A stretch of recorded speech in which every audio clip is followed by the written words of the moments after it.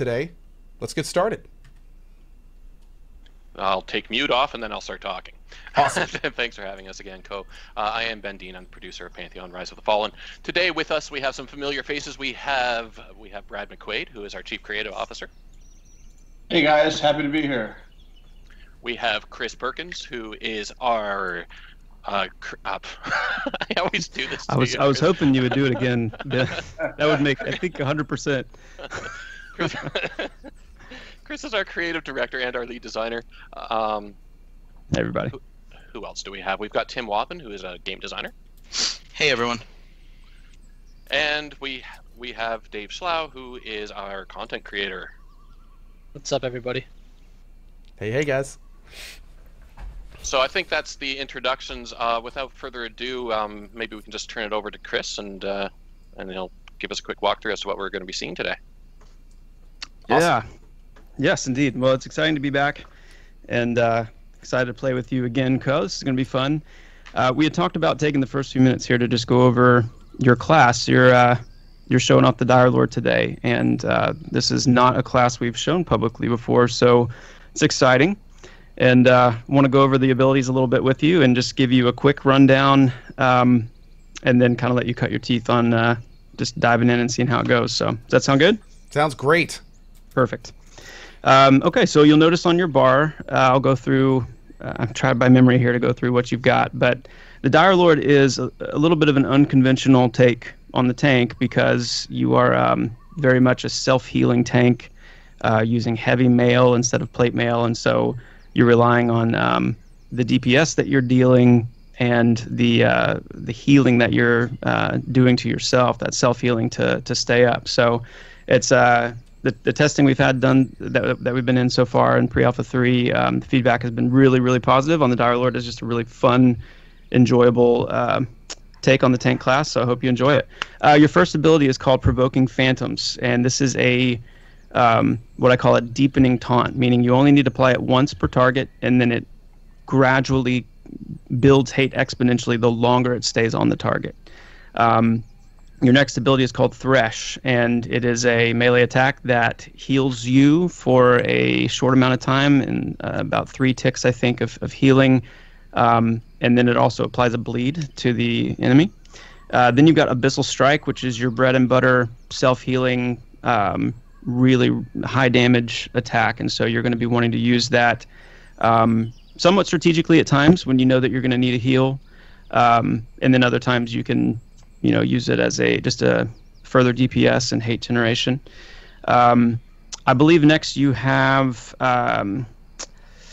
is it Sanguine Blade? Is that what it's called? You got it. Yep. Okay, so Sanguine Blade is a great ability for doing some damage based on the mob's mana. So you're going to want to use Sanguine Blade when you are fighting casters. Then you've got Essence Thief, which is an awesome essence generator. Essence is your resource, by the way, that you're going to be using to do all these cool abilities. And that's going to actually teleport you to your target and then refill your essence by 50%. So that's a great opener when you've got it ready. From there, you've got Splatter, which is an AE damage. It also distributes the detrimental effects on your target to other targets in range. That aspect of the ability is not working right now, but the AE damage is. So that's pretty cool. So I could load up an enemy with debuffs and then kind of just blast those debuffs around it? Exactly. Oh, cool. Okay. Yep. Yes, indeed. And what's your next ability there? Edge of Midnight. Edge of Midnight. Great. That's a...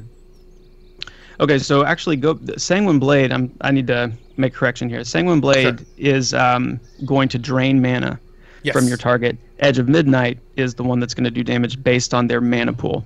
So both of those abilities are going to be really effective against your caster types. Great. What's the next one? Dampen Harm. Okay, this is your It's an oh my button. Cooldown. Yeah. So this is going to reduce damage by around 50% for a short amount of time. And that's just a great oh crap button that you need when you need that extra mitigation. What's next after that? Harm Shield. Harm Shield is a damage That's a name shield. I recognize. Yeah. You got Dampen Harm and then Harm Shield. And Harm Shield is going to drain a small amount of your essence over time while it's active. Oh. But it's a damage shield. Great. Anything else? Leaden Blood? Leaden Blood. So that makes the essence of your enemy really heavy, which slows them for the first few seconds, and then it actually roots them for cool. the last bit. So you have to play with that one and get a feel for it. Oh, and then the next ability is probably the most important one I've seen so far for the class. It's fishing. Fishing, yeah. So you're right. Really, the whole Direlord premise revolves around the fishing ability. I love the description there too. Fishing with an exclamation mark. Yeah, fishing. That's pretty much how I talk about it when I talk. So we're good. We do have one final ability at the very end called Nightmare Blood. You can go ahead and remove that from your bar because that is one of your stances. You'll notice above your bar you've got 3 additional abilities. Those are your stances. So Nightmare Blood is going to increase the hate that your attacks and abilities generate. And then you've got Essence Leech. Then you've got Torrential Veins in the middle, which is going to cause you to generate essence naturally over time, and it also increases your health regeneration. And then finally, you've got Essence Leech, which increases your critical strike chance by 25% and then heals you for a percentage of your crit damage when you do crits. Wow. So, man, I'm just immediately looking over these abilities. There's so many different directions you could take this. This is really cool. Like in terms of play style and what stats to focus on. This is nuts. Okay. Mm-hmm. Yeah, and you'll notice, I think in the tooltips you can see, this is something we just layered in testing a few weeks ago, but you'll see the modifying attributes listed there. Mm-hmm. Attributes we're all familiar with, strength, dexterity, stamina, stuff like that. They do universal things, but with the abilities, they also are modifying the abilities directly. And so you'll notice if it says something like strength and agility and are the modifying stats, and it'll give you the percentage. And that's literally saying whatever your strength is at, 50% of that is going to go directly into the damage of this ability, or the healing of this ability, or the duration of this ability. So it just adds an extra layer of, we all want to increase our stats generally because they do good things generally, but now your abilities themselves are directly benefiting from the stats as well. I love that, by the way. Love it. Yeah. Yeah, that's super handy. Yeah, just make it more impactful in the game. Yep. I like this armor I'm wearing, by the way. That's actually a brand new set of armor that we had we've gotten into game just about a week ago, and everything that you have on right now, Ko, actually drops in the dungeon we're about to head into. So we're cheating a little bit just for sake of time by filling you out with a full set of it, but it's actual legitimate gear that our testers have access to currently dropping in Black Rose Keep. Very nice. All right, well, looking great. I'm already liking the stuff behind this class. Just the math and the abilities look really fun. This is good. Yeah, well, let's head in. Just before we get started, I just wanted to give a quick heads up for viewers who are not familiar with Pantheon. We are what we're seeing here is a pre-alpha 3 build, so we're not quite in alpha yet. So it's still an early version of the game, but you'll see a lot of cool stuff in it. And real quick, Ben, just to knock out some of the early questions, because I'm sure there's a lot of new people here. 1, do we have any kind of release date with the game? And 2, if people want more information, what's the best way to get that? The release date we don't have quite yet, but we are, like I said, we are in pre-alpha 3. This week as well, on Wednesday, we'll be sending out a newsletter, which has a bit more information as to when pre-alpha 4 is coming out, and a bit more information on kind of the timeline. It doesn't give a date of launch or anything like that, but if you're interested in getting more information, you can get all of that at pantheonmmo.com, and you can sign up for the newsletter, which again comes out on Wednesday, and that's at pantheonmmo.com/newsletter. Great. Oh, and also, Ben, I just saw this question from 2 different people in chat. What is, if somebody were to walk up to you on the road and had no idea what it is, what would you say Pantheon is? That's a good question. What we're trying to do is we're trying to capture sort of the social aspects of MMOs. A lot of newer games kind of forget kind of where MMOs came from. So we're really capitalizing off of friendships and bonds and relationships, that sort of thing. We're bringing challenge back as well.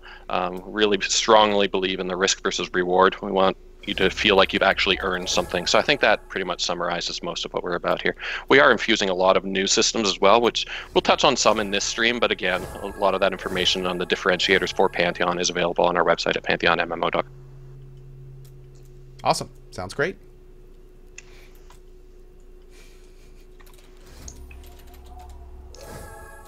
So everybody healed up here. Yeah, I just totally joined this other group. I was like following them. Oh, good. Yeah. Very good. See ya, suckers.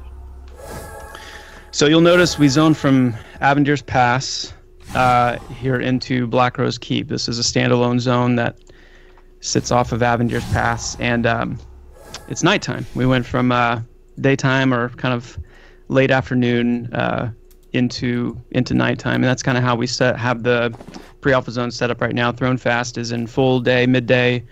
Avendir's Pass is in kind of late evening lighting, and then Black Rose Keep here is at night. And our day-night system is something that we're working on and hope to have in soon. But this is giving us an opportunity just to have oh, nice. People jumped off the top there. That's great. This is allowing us to dial in some of that lighting as we go along. But you can see it's pretty active in here. There's quite a few testers. How many people do we have in the zone right now? 25 people in the zone. So we're going to be heading into the keep here. We're going to see what's up and what content we have access to. This is a shared game world, non-instance, so we have no idea. Literally, even as devs, we don't know what's going on in here right now or what mobs are up. I just realized that Ko is not in the group. Oh, good. Oh, that's great. Off to a good start. I was just going to point out, once you do get into the group, Ko, you will see on your group meter just kind of arrows pointing to where we are all at. So with a lot of people, that sort of helps out to find your group. Oh, very much so. Yet you still went in the opposite direction, Ben. I'm sitting right here. Where are you? Don't follow Ben's arrow. By the way, I'd like to point out that when I got introduced to these skills at the very beginning of this stream, that's the first time I've seen them. Do not expect much from me, chat. I will be doing the best I can, but do not expect much from me. Looks fairly busy, so I'm not sure if we're going to get many mobs, but... All right, let's head on in. Oh, we got going outside.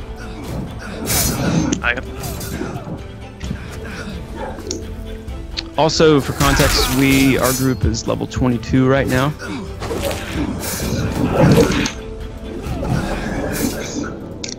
Great. You might want to do some just some considering on the way, Ko, just to give intermittent insight into what level the things we're fighting are, and we can talk about the color, the different colors and what that means and whatnot. Sounds great. And I don't think I've been in here before. This is cool.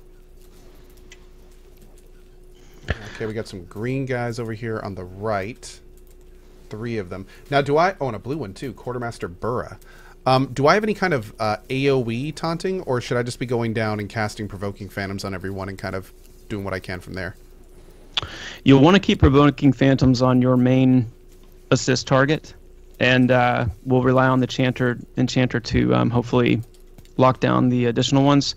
As far as AE Taunt, Splatter is going to be your best option right now. Okay. We'll hopefully go through this room pretty quickly, where these guys are going to be green to us, like you said. So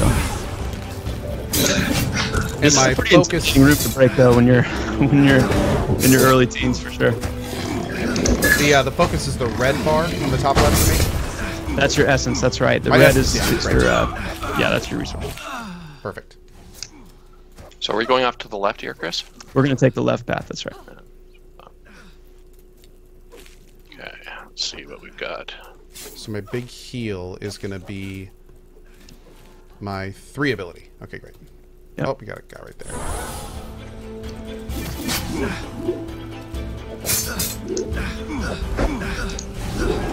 As far as group makeup, we're running today Ko, obviously on the Direlord as a tank. We've got Ben on the Archive Monk. and we've got yeah. That rapid hairstyle. it's intense, man. Got 2 incoming. We just got a ragdoll system set up on these NPCs, and so we're it's one of the kinks we're working out is the hair likes to just. Oh, we got a bunch here. We got a bunch. Yep. All right, trying to get my hate on him. I'm gonna focus on the guy to my right here. You want to CC him up? Yeah, I'm trying. Somebody keeps breaking mez. We'll just go right to left here.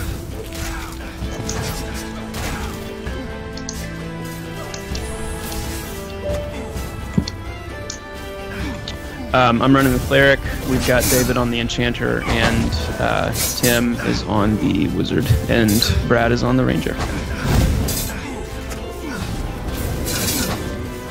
These guys they're a little bit low. They're not going to pose much of a threat. Just a lot to. So I'm noticing there doesn't seem to be a time associated with the taunt. Does that just last until they're dead? It lasts until they're dead, and it continues to deepen as it stays on you. Great.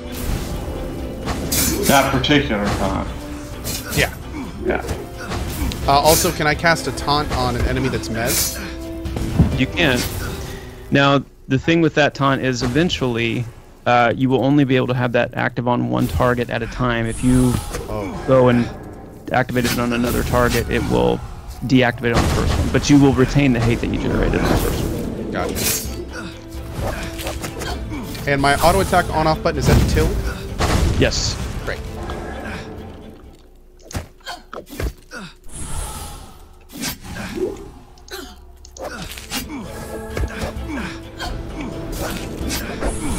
So the way this room works, we've actually had a lot of questions about this in testing, and we've shown a lot of Halnir Cave, and Halnir Cave is at the moment more of a linear progression when it comes to mob level, and Black Rose Keep is not meant to be a linear dungeon.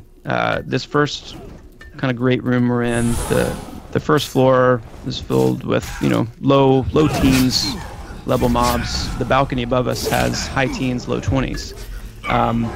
And then we're about to move as we go into this next hallway. We're getting into high teens, low 20s content. And so we're kind of mowing through this area, and we're quickly going to hit an area where the mobs are much more formidable. And that's intentional. Great.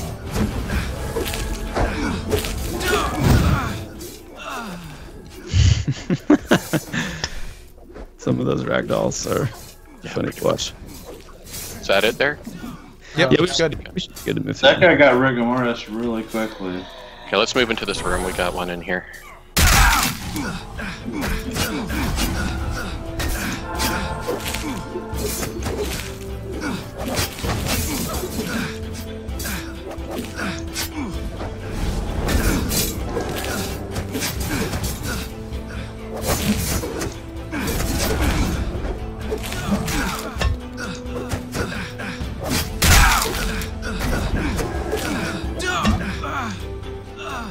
Do we want to pull down this little stairway to our left or keep moving to the right?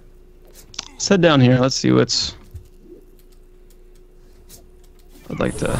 I have not personally actually pulled that area yet. It'd be fun to. Nice. Get down there.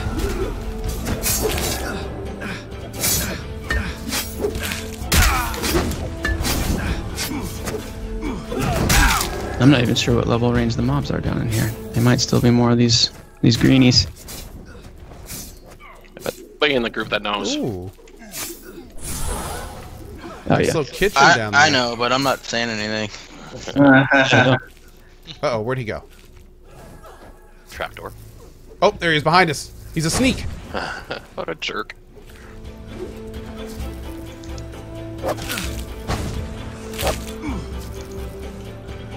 There we go. Yeah, so Tim does a lot of the mob placement.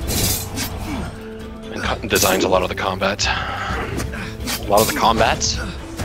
Yeah, First time I've used that. actually mean that? Designs a lot of the combats. Yeah. Not sure what that means. It sounds good. What Ben means is Tim does a lot of the NPC population, and then also designs a lot of the NPC abilities, and the encounters. So what NPCs you're running into, and how many of them, and the abilities that they're going to be using against you. You say encounters, I say combats. Oh, okay, yeah. So that's what you mean. It's Canadian. Yes, I was about to say that. So yeah, this bruiser is probably in the low 20s. You can already probably tell the difference. Yeah, this guy is definitely different from what we've been fighting. Yep.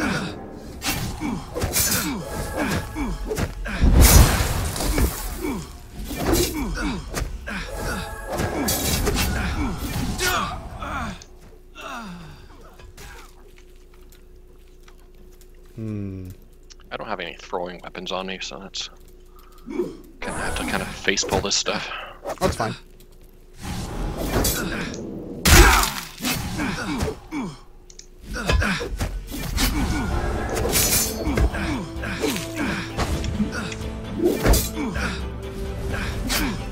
Is my snare ranged? Oh yeah, 20-meter range. Okay, great. Oh, and I managed to pull it right off my hotbar. Nice. Oh, there is a lock. Professional. There's a lock button right on the right of the hotbar once you get it back on great. there. Perfect. Thank you.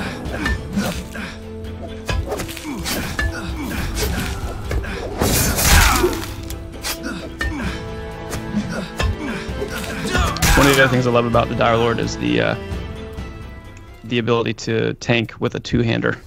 Yeah, I'm definitely liking that. These mobs might be social. Oh, here we go. We got one on the left. Let me grab him first. I'll warp up to him at the doorway here. There we go. Nice ball. Nice.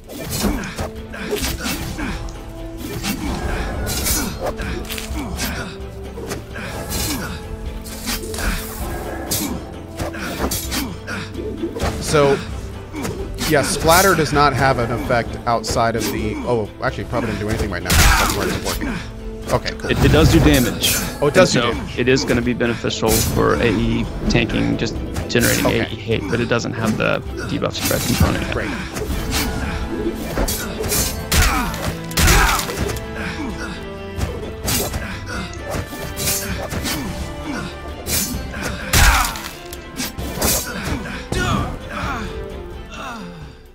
Nice kill shot. Alright, let's see here.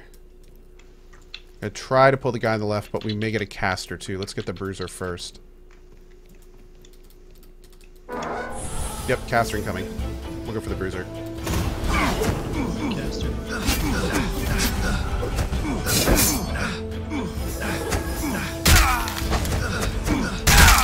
Again. Resisting. Here we go. Got him. Using your resistance. Oh, my splatter's gonna break mez, isn't it? It will. Alright, good to know.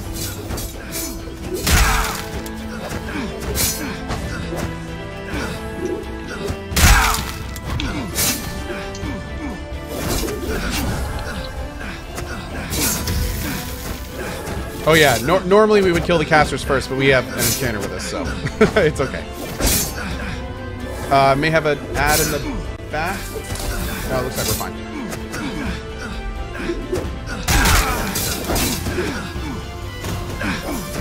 Right, on the caster.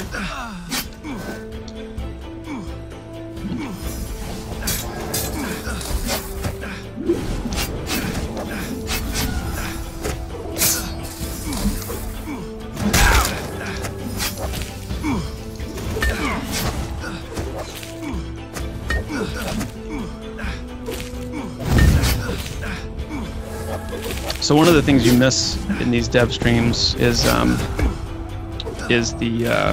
itemization. Black Rose Keep is one for this side of the game world anyway. Is one of the premier kind of low teen to really mid 30s dungeon, and a lot of the gear that drops in here is some of the most significant upgrades that you can get at this level. So we're already, again, for the sake of time and being able to move through the content as seamlessly as possible here, where most of us already have a lot of this gear, but being able to come in here and gear up and get the stuff that drops uniquely in the zone is a big reason why people would come and embrace the challenge of a zone like this. The zones are intended to be quite challenging for a full group. By the way, to address some stuff I've been seeing in chat, just a quick heads up for anyone dropping in. This is pre-alpha footage. This game hasn't even gone through like the optimization stuff or anything like that. This is all pre-alpha. This game is in development pretty heavily right now, so it's the kind of thing where every time we've done a stream for them, it's gotten like prettier and things have changed and animations get updated, art gets updated, so it is in fast and furious development right now. So just keep in mind you are not looking at the end product. This is a developer stream. Yeah. Although it's looking a lot better since the last time I played it. Thanks. Yeah, man. All right, we got an assassin and a bruiser. We'll go for the assassin first, but I'm guessing the bruiser's coming. Oh, bruiser's coming too. Yeah.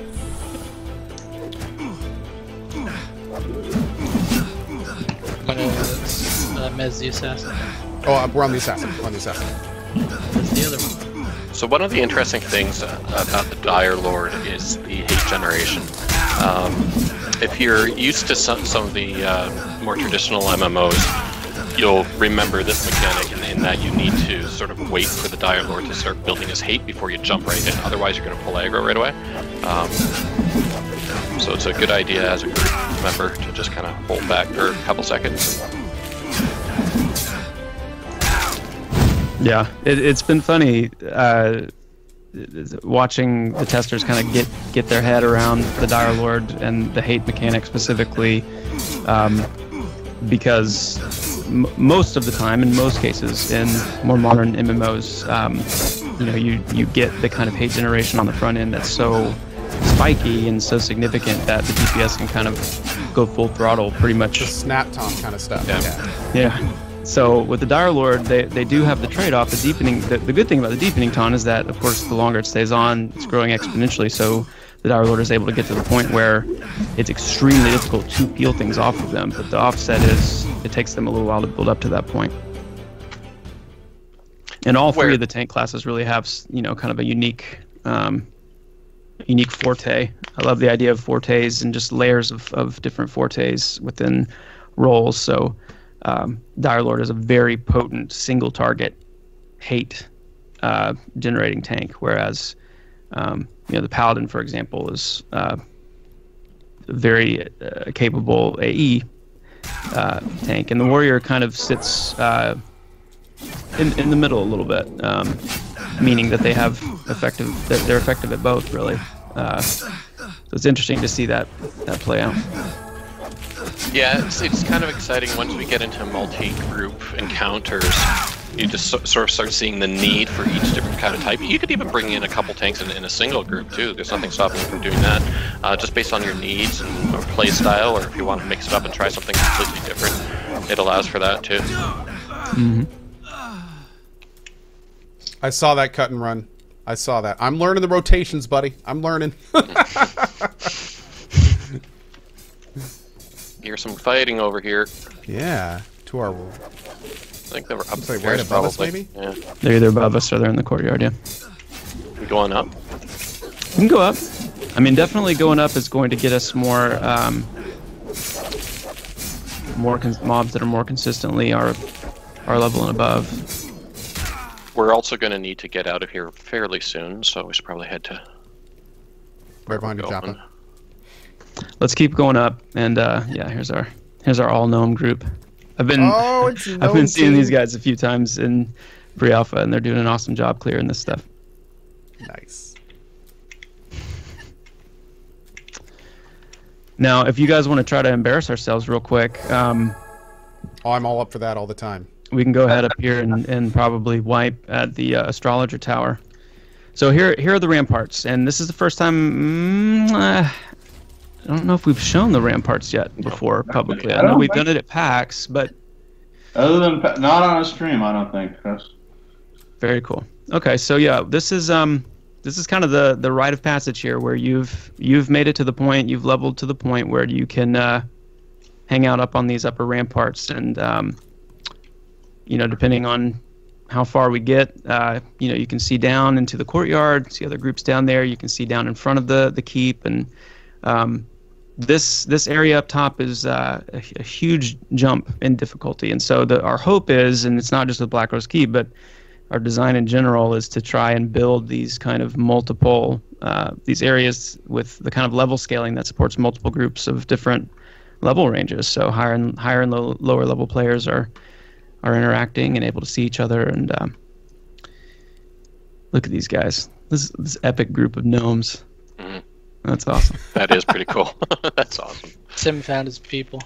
No, it's cool that you guys hit on that, because that was one of my favorite parts of EQ back in the day, is being able to kind of like seeing all the players together, not just this one-way direction from newbie zones to end game content, where it was basically like a world that everyone could live in. You're in Oasis doing your thing. There's the highest level necro on your server. Camp inspectors in the middle of the zone. You're leveling in at 14. That stuff was awesome. Exactly. Yeah. It's and those are pretty things great. that stick with you, man. I mean, you're giving testimony to that right now. I mean, you're recalling specific memories because they've imprinted so strongly how significant that was to you to see that and want to get there. And that's such a beautiful thing that we're wanting to recapture for sure. This tower is going to be interesting. So I'm not going to say anything. Let's just do it. Let's just do it how you do it, Co. And we'll see how it goes. Okay, here we go. This how we're guy's doing a it. blood red con. All right. I think it's the only one that we got, though. Well, you can change that if you want. No, it's okay. It's fine.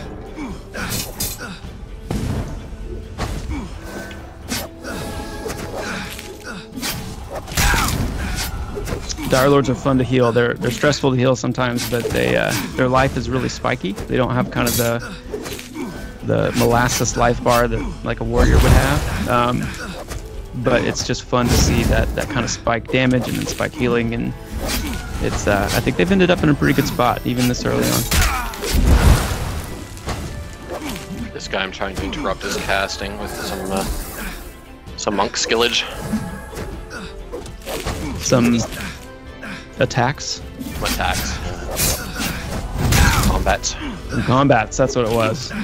Some combats. Some monk combats. It's got some heavy magic resistance. Yeah, he's red, so I would assume he would.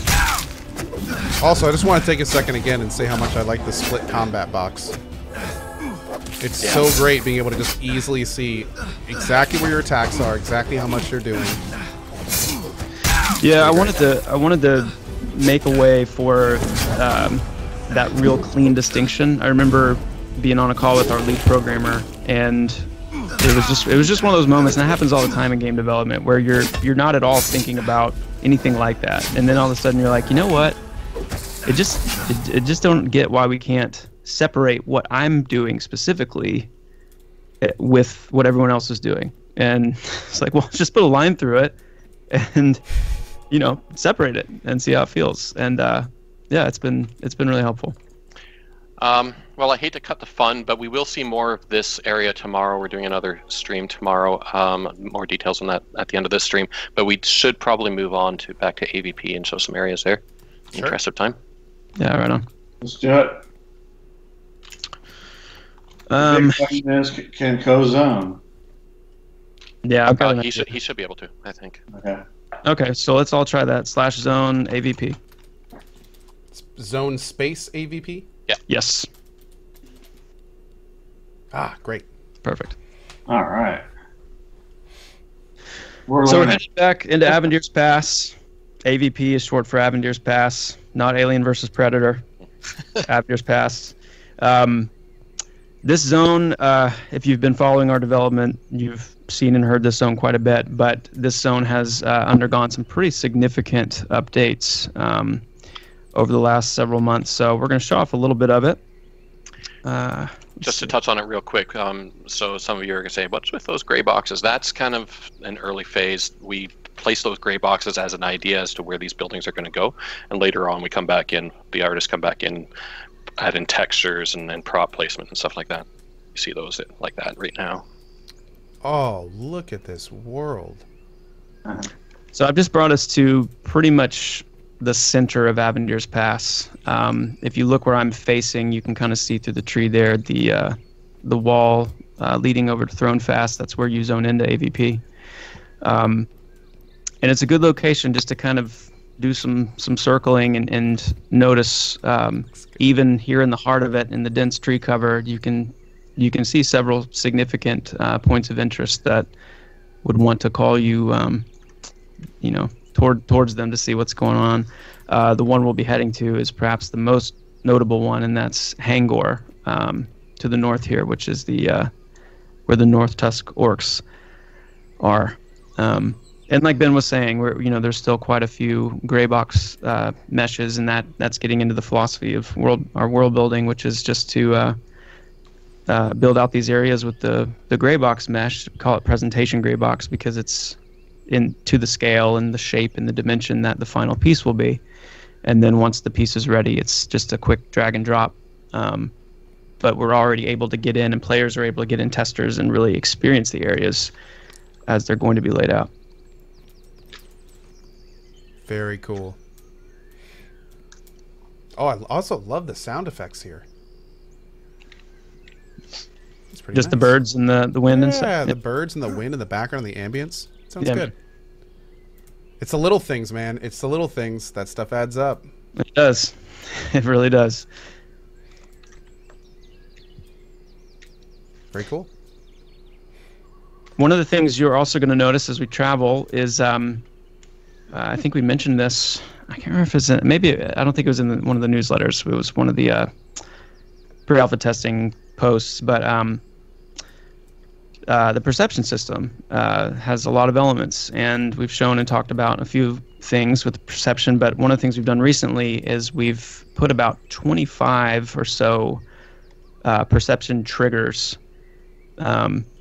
in the zone, and not told the testers where they are. But when you are a keeper and you're running around the world, you're going to come across these triggers based on your skill in perception, and what storylines you're on and what you're flagged for at that given moment. But right now, all the testers are flagged for it. All of us are flagged for it, and I think we'll run into a few of them on the way, and you'll kind of get a sense of what it will be like to just be exploring the world, running around doing your thing, and then all of a sudden you stumble upon something. A perception trigger fires, and eventually these triggers we hit will be hooked up, to an actual storyline. So you'll have something that you'll want to think about and do in response. Years of smoke have settled in this wood. Ooh. Oh, that bear looks great. I want his belt now for a backpack. Oh, it's a rat! It's a rat or a bear? You can't It's have an both. MMO without rats. That's the rat bear. And these things are green to me. I'm a little bit worried around here. We got an orc headed our way. Let's take this guy Ooh. down before we go any deeper. I He see just wants one to join the group. walking away. Which one? Oh, over here. Gotcha. Lucan, going in. That was uncalled for. He just wanted to go back home after a hard day at chopping wood. Well, he shouldn't have scowled at me then. That's true. He basically insulted my mama.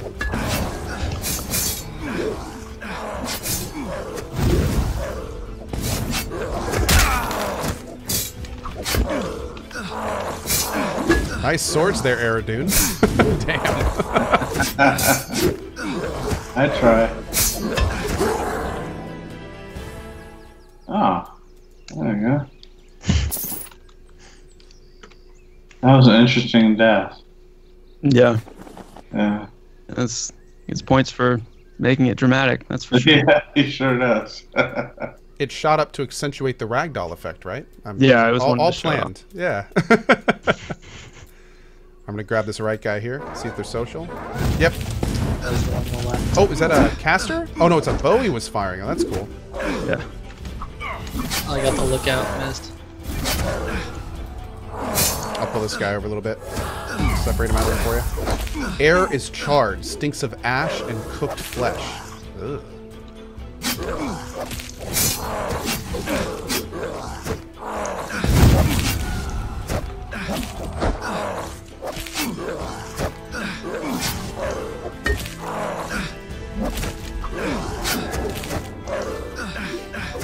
Yeah, I don't know how many. I don't know if testers have been able to find all 25 yet. I think there are still a few that are,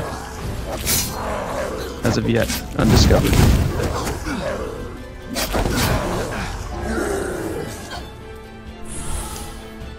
Get my taunt in.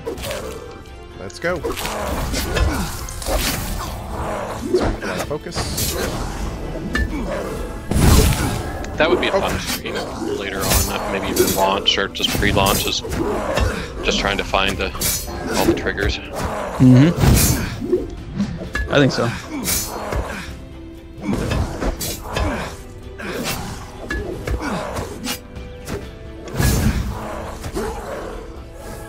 Beautiful. Oh! Yeah, gotta turn my stance back on. Thanks, chat. Oh, poor Carbon. Oh, I can't mourn him. Maybe next stream. Alright, guys. Man, this area is looking cool. Which way you want to go? You choose. Let's see what's this way. One way is a paradise, and the other is certain death. Oh! We got a team up here. Oh, cool. Nice. Oh, sweet. So we can keep going to the left here. It looks like that goes into that stone formation on the back, or we can go to the right here to that kind of hut at the top. Oh, that hut looks important. Oh, that guy looks kind of important too. Who is that? A Primalist. Heads up on your right. Oh, there we go. Let's do it.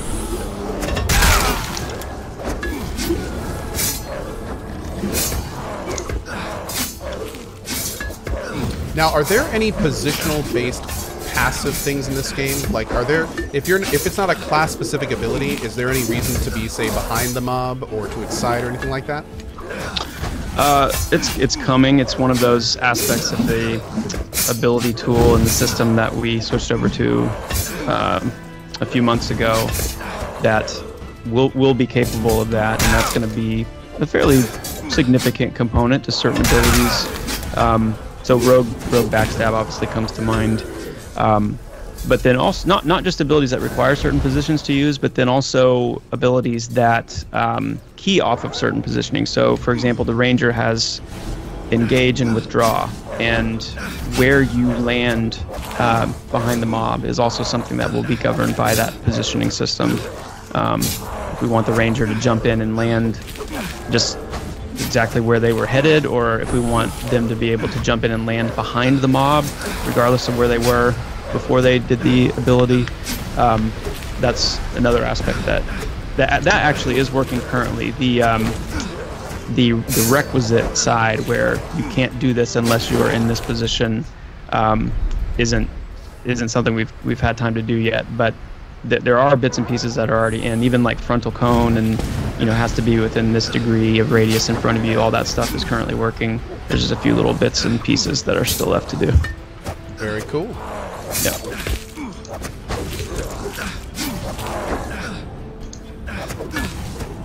We have a roamer making its way down the mountain behind us. Yeah, we do.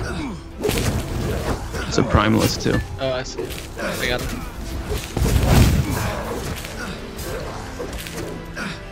Is there an easy way to make it so auto attack turns on with ability use?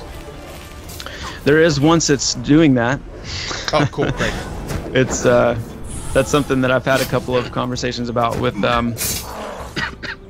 our guys to get in. So it's on the list, and it's probably one of the most frequently asked for things from our testers, because it can be annoying to constantly have to remember to do that. I'm just incredibly forgetful, so... Yep. Just from a technical standpoint, the thing that's holding it back right now is we just need to flag each ability as to whether it's a combat ability or not, because you don't want casters to say automatically go into auto attack, so we just have to kind of work out that system a bit. Good call. it'll key off of an ability that has a damage component, and it will most likely put casters in auto attack as well, at least in the first iteration. But the damage component will be the key, the tell, whether or not to do that. And it may be something that we make as an option, where you can toggle that on to say, I want damage abilities to toggle my auto attack, or I don't. But that would be the first iteration. All right, let's go for the Bonebreaker. Some of our group here. Bonebreaker. I'll mess the hunter. I'm on the Bonebreaker. I got distracted talking and lost where you guys are. Okay, I found him. Trying to mess the hunter. Don't hit him. Oh. Pulling the Bonebreaker away.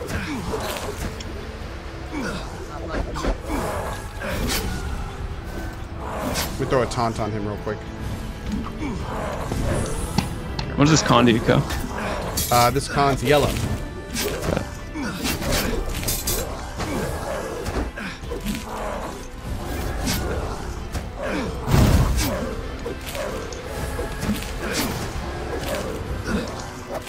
So I'm seeing a lot of questions in chat about casters and mana regeneration. Are we going to see long downtimes between fights, or is there a faster mechanic you guys are looking at?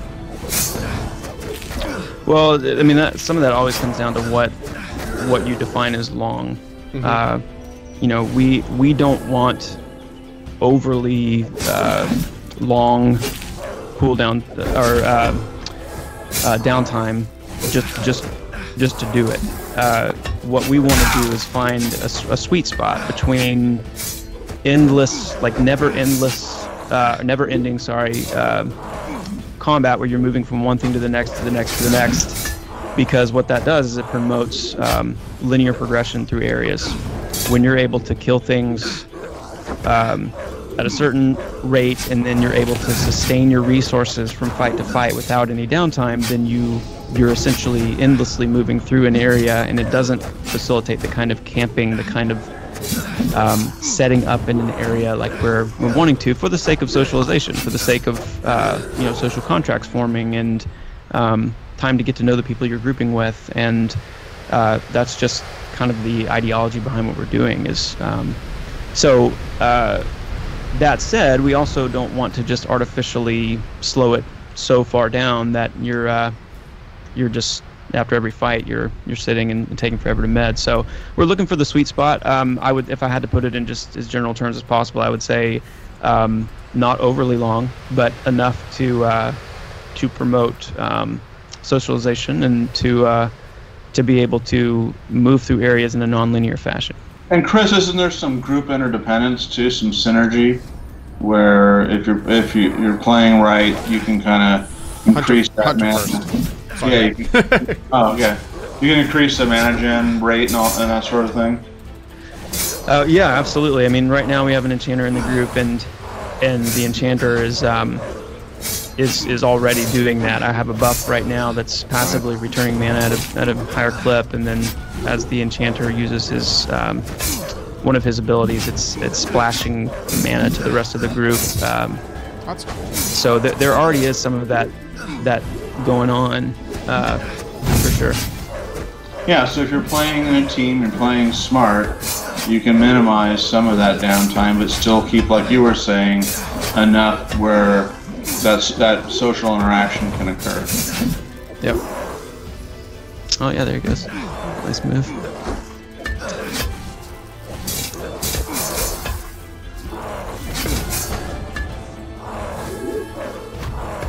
Yeah, for those saying in chat that these mobs are dying kind of slow, that's actually exactly the point. These mobs are designed to be killed as a group. It's the kind of thing where the fact that we're killing them at this speed in a group kind of shows you how important it is to have a group in this game. Imagine trying to do this solo. That's the whole point of this kind of thing. Yeah, that's right. That's exactly right. It takes a lot more strategy and tactics too, so you can't just, even with a full group, just go charging into a dungeon and just work your way through in 5 minutes. It's a lot of thought and consideration needs to go in. And you also have to think, what abilities are you going to need in certain areas. As in this here.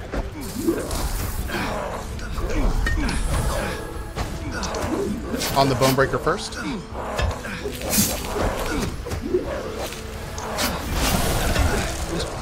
Whoa. Uh-oh, Ronick down. Ronik's dead. Somebody broke the mid. I'll off tank the Seer. Seer Sounds is. good. And I didn't put my taunt on. Using all my oh crap abilities. I did not beat the Vegas odds this month. First to die. Focusing that Bonebreaker down. That is such a nasty nuke. Yeah. I love it. That heal though, very nice. Yeah, I'm not getting the Seer off of you, so I'm gonna switch back to the Bonebreaker. That's fine. Yeah. Yes on it. It's that Direlord aggro, man. What are you gonna do? Oh, there I go.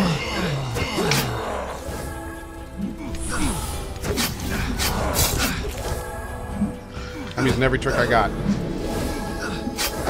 Let's refill our essence.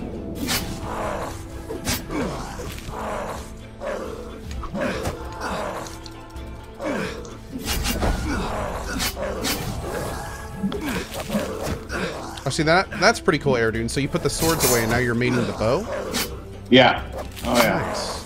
I'm switching back and forth. That AOE convinced me that this is a ranged weapon opportunity. Don't stand in the fire. Yeah, the premise to the Ranger class is that they actually need to weave in and out of melee and range to maximize their damage, and some of that is currently in play. Some of that is still down the road for the implementation of the class, but you'll see them moving in and out of melee pretty regularly. Going to buy res. Yeah, nice job, guys. That AOE will definitely move me out of melee. Isn't everybody here? Alright. That was a good fight. That was fun. Yeah, that was cool. We may have a potential add-in coming down the path here. It is a yellow raider. He may be going left or right. Oh, he parked. All right, looking okay right now. We can get back in business here. He's an Orc. He doesn't really know where he's going today, but Let me rebuff everybody real quick. That sort of illustrates kind of the thought and the danger that's ever present. Because that Orc could have easily just come into us while we're trying to res, and because what if we didn't notice him? We would have been in trouble. Yeah, and because it's such a major combat, it's not just a quick kill. You know, we really have to consider that. Do we, try and take him out before we do the reses, or do we try and res quickly and hope that the healer has enough mana for the fight? So these are the kind of considerations you'll be making when you play. 1 second. And this is the kind of downtime, again, socialize, plan, where are we going next, what should we do next time. What to have for dinner. Yeah, and then bio breaks, grab something from the kitchen, all of the above. Talk about not breaking mez. Somebody's kind of salty. Was that me? Was that me that did it? I'm not gonna name names. I think I already had. I already had my arrow ability firing though when you did it. So just. It was in mid-flight. You couldn't. It was that kind of legit. split second moment. I couldn't call the arrows back. I don't have an ability for that. Right for the smash made. I'm ready.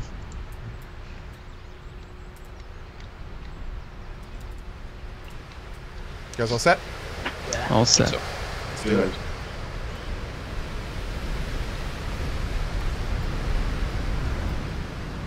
So again, just pointing out, so we see Ronick in the group chat window. He's kind of low on mana, but it should be all right for, if we pull singles, but we wouldn't want to pull a full group at this point.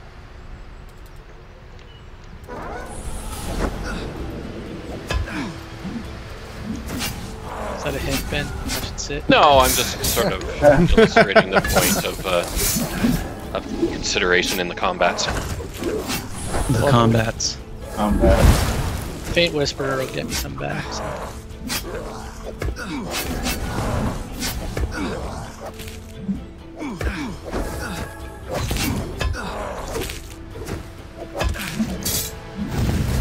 Quick heads up, because I see some people in chat asking about this.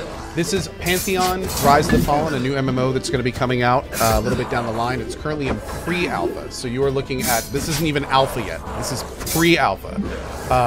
So yeah, if you're wondering, like, are these things final? You know, no, absolutely not. I mean, you look at this, you can see that's gray blocked out there. So yeah, this is a game under heavy development right now. We've mentioned this in past streams too, but more often than not, developers are a little reticent to allow players into the game at this early of a stage. But because we're built on community and our fans really know the game that much we want, we've opened to a few of them a little bit early, just to kind of help direct the game design a little bit. Plus, we're crazy. And we are crazy. A little bit of that. Slide that in at the end there. No, it is really cool because, like we've talked about many times on my channel, these days, you know, a lot of developers have completely lost the meaning of what actually is an alpha and pre-alpha, and unfortunately, that's kind of like skewed expectations in a lot of ways. So it's really nice to not only see this in its true form, but I especially appreciate you letting us like show it to people. We got 10,000 people in here right now watching this, nice. So yeah, it's very much appreciated because I know I speak for a lot of people when I say how excited we are to see the progress that we do every stream. Well, it's been fun. It's always been a blast coming out here to show Co. Yeah. For sure, man. I'm the one having fun. That's one of the things that we sort of drive home with the pre-alpha testers too, is because there are a lot of games that offer early access, we try to make the point that this should not be considered early access, just because it is so early. It's not content complete. There's still a lot going in. It's more of a chance to peek behind the screen and really be a part of how games are built. Yeah, I was going to say, and help you, actually. Yeah. Oh, absolutely. The feedback we get from our testers is priceless. Yeah, it really is. And we hope they know that. Trying to communicate to that to them seriously. Because it's, I mean, what developer doesn't say that, you know? Like, who doesn't say, yeah, it's really important, but the reality is it's really important. And I mean, as developers, we on this game and this project, we genuinely really look forward to reading the feedback too. Getting on there. A shout out to those who aren't in testing yet, but who are part of our community. Just the positive emails, the postings, everything like that. It just really keeps us going, keeps us energized, keeps us focused. So we appreciate that too. Community matters, whether you're already in testing or not. We appreciate you. Yeah, and just to so you know, if you are in that boat, I typically read the general forums, like the public forums, at least once a day, and try to look for new posts.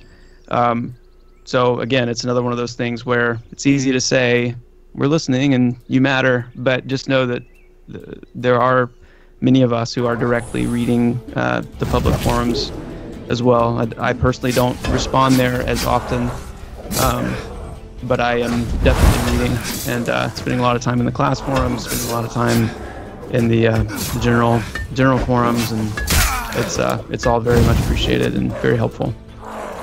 Also, by the way, I'm seeing some excellent questions in chat. I'm sorry we're not going to be able to address any of them. Maybe down the road we can do like a more Q&A focused stream, but today we're more kind of showing off Direlord and hanging out and doing that kind of stuff. But these are great questions, and honestly, these are great questions you guys can take to their forums.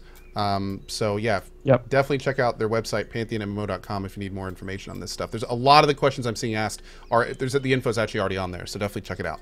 Not just the forums. There's a summary of the game and a really detailed FAQ. We have a wiki page, so there's a lot of information out there. Mez the Bonebreaker? Yeah, which one? The back one would be great. There we go. Perfect. Let me face this guy away from me real quick. There we are. Perfect. Yeah, I see a few people in the channel here too that I just wanted to send a quick shout out and thanks to them for helping out and answering the questions. We really do have an amazing community. It's one of those things too, we've got a general inbox to sort of help keep those lines of communication open, and several times a week, sometimes several times a day, we'll just get really kind letters saying how much they appreciate someone taking the dive and making a game like this that they've been waiting for.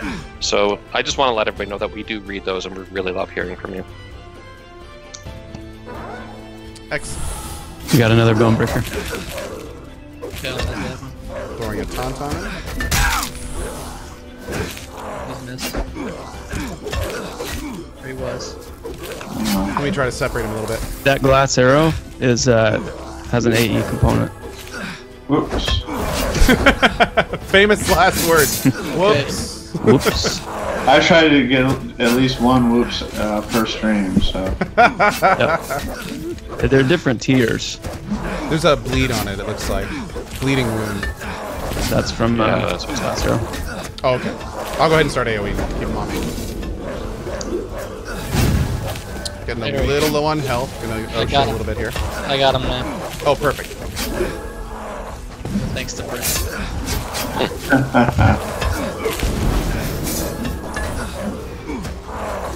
Gonna go ahead and pull them apart a little bit.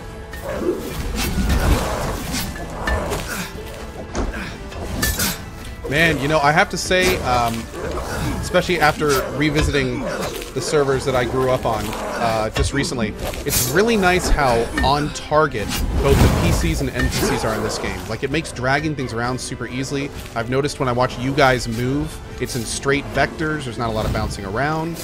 Like that. Yeah, you guys nailed the net aspect of that. Yeah, thanks. Yeah, cool. It's something that we're constantly massaging to, and you know, I think we agree with how important that is, and I know Daniel, our lead programmer, and Rob, our senior programmer, and a lot of those guys, they care a whole lot about that, and they stay pretty consistent with keeping up on making sure that that's always being, you know, finessed and not falling behind. For sure. Well, it shows.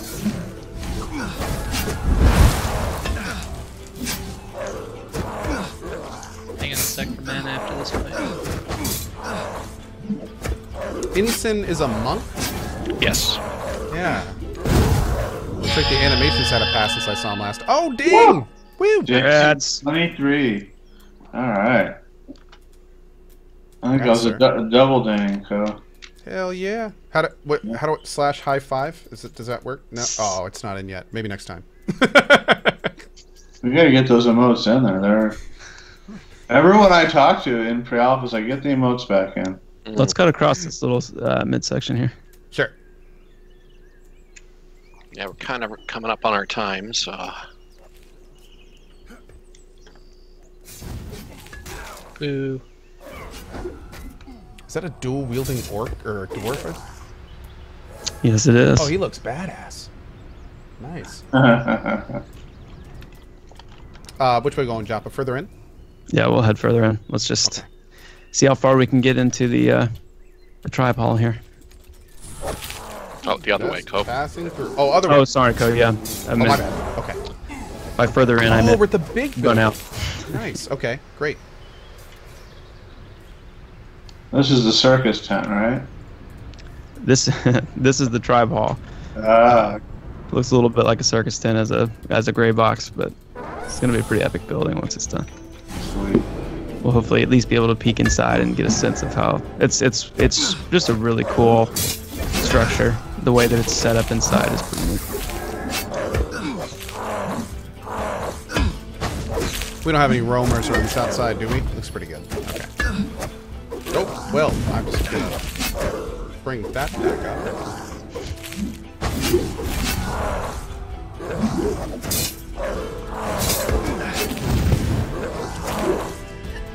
Professional, chat. Professional. I am pretty sure that these Bloodsworn don't actually have an ability set yet, and so they're going to be basically just auto attack damage and pretty boring. So what I suggest is after this one's down, let's turn aggro off and just kind of run into the building here and take a quick look, and then we can call it. Congrats, monk friendo. Yay! Do I need to do anything on my side for aggro off? I'll take care of it. Great, perfect. Oh, there we go. Nice. I remember when I had to do that myself. It's come such a long way. Oh wait, I think there's a perception trick over here. Let's check that real quick. Oh. Oh. Timing though. Ooh. Oh. Just for the viewers, that's since we're in a live pre-alpha session, that's just the warning that other players at servers coming down an hour. We ourselves have about 5 minutes, but. So did you catch that one?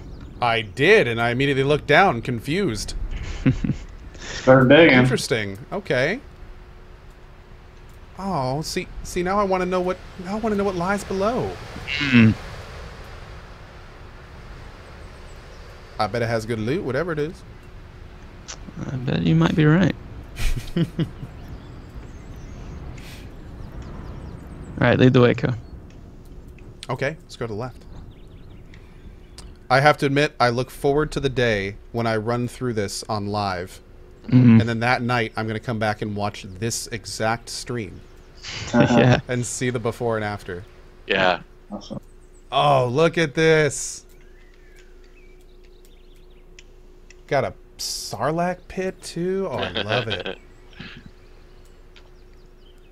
This Very will nice. probably be one of my favorite fights to watch when the Usharuk, which you can see up there, is Ooh. able to actually knock back. Oh, yeah. That's gonna be fun. That alone right there. That's the kind of thing that's gonna make stories.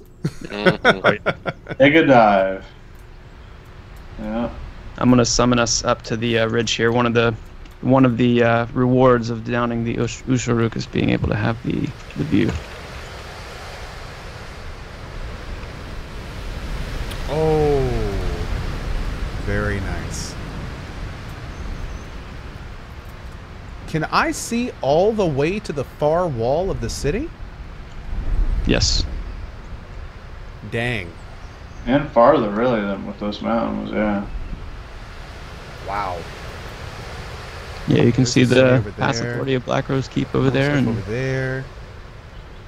barely Oh, make my out one of lord. the guard towers in Dimmoth Village to the direct south or southwest.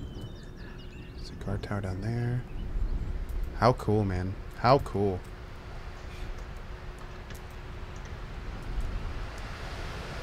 Beautiful. Well, good stuff. So do I have to log out? Get closer every day. Every day. Uh, Well, very cool, guys. Very cool. This has been a lot of fun. This is a cool class. I kind of like how active it is in terms of it. Even though it's like an old school slower game, you have lots of skills to combat instant situations. So it kind of makes playing it feel a lot more engaging than the stuff back in the day, which is really fun. But at the same time, you have kind of that nostalgic, slower, more tactical combat feel. So, Yeah, man. man, this is going to be good. You did a great job. You did a great job on the Direlord. Thank you. Yeah, a lot to learn. What's interesting is just in the short time I've played it, I already thought of 20 different ways I could have done this better. I'm already thinking about what abilities I want on different keys. What do I want on the side of my mouse? How would I reorder it differently? Yeah, what that's my perfect. rotation would be like. Love hearing that. That's great. It's whet my appetite. That's great. now I want That's to play it great. for the next 6 hours and figure it out. Yeah, man. That's awesome. I mean, that's that stickiness that we want. And, you know, every class currently implemented is on the way to varying degrees, some more sticky than others. I think Direlord right now is one of the stickier ones with just the way everything has been dialed in. So, but that's the goal for all of them, is to capture that balance, like you said, between that old school feel with more of the modern sense of engagement. Ronik's dead. I was hoping that would happen. This combo GM killed me. Hoping / expecting. But yeah, no, that's great feedback. I love hearing that. That's really exciting to hear. Well, very, very Brad's cool. last arrow is working. Yep, I proved that. So, Ben, if I'm not mistaken, there's going to be another Pantheon stream, like tomorrow, right? Yes. Yeah, so tomorrow we have something special coming up at 6 o'clock Pacific time. We've got 5 different streamers. We've got Force Gaming, we've got Fever, we've got the Hive Leader, Doc Game, and Vress. All of these guys are going to be trying out Pantheon. Most of them for the first time. The Hive Leader's played before, but he had a great dev stream himself. Yeah, we had a lot of fun with him. Yeah, so you can catch those on any of their channels. And again, on our Facebook and Twitter, you can catch the links too if you want to check them out.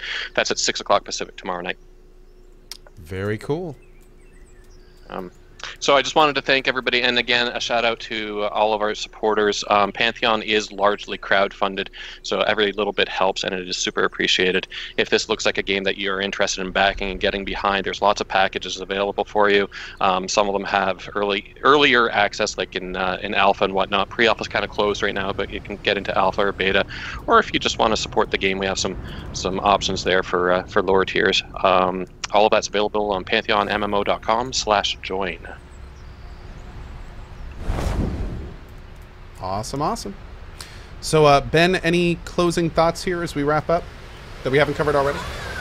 Well, again, I just wanted to thank all of your viewers for checking it out, and yeah, thanks for all of the support from everybody.